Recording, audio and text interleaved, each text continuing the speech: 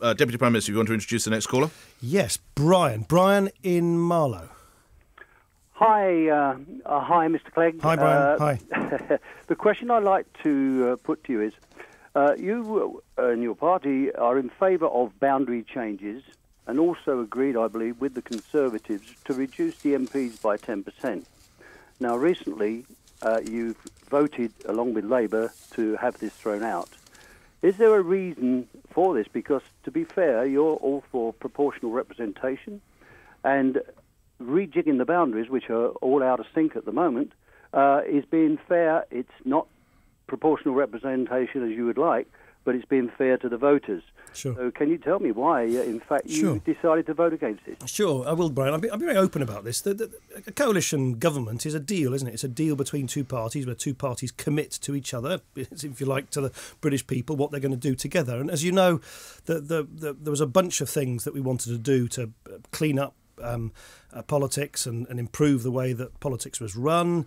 We were going to elect people to the House of Lords. We were going to clean up party funding. We were going to change the boundaries. Now, part of that deal, of course, an important part of that, as you know, was to finally have people who are in the House of Lords who make the laws of the land actually elected by people like you have to obey the laws of the land. And that, by the way, wasn't just in the coalition agreement. It was also a manifesto commitment from the Conservatives, which they've had in their manifestos, I think, for the last 3 elections. Now, the Conservative Party decided not to do that. They said, no, we're actually, despite the fact we've promised repeatedly in our own manifestos to do this, despite the fact that we promised in the coalition agreement to do this, we're not going to go ahead. So I think I reasonably enough then said, look, if you're not going to do your part of your side of the bargain, you can't expect the other side of the coalition just to sort of dutifully carry on. So it was a fit of pique? It wasn't a fit of pique. I just genuinely don't think... It would have been better for the country, wouldn't it? What we've done, Brian, to be precise, we haven't actually thrown it out. We've just delayed it. So we've said it'll come into effect in the next Parliament. So we're actually not repealing the legislation.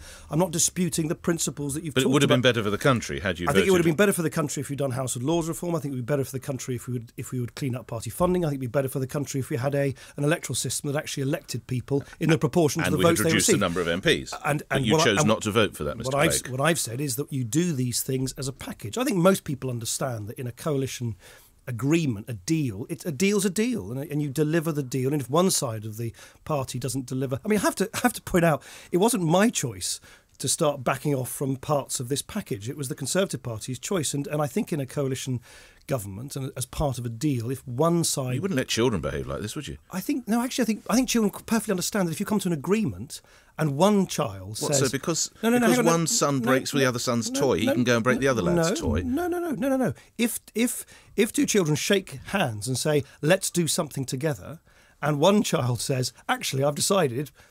out of, for whatever reason, I'm not going to do my bit, then the other child says, well, in that case, we've shaken hands on a deal which is no longer working. I think that's perfectly reasonable.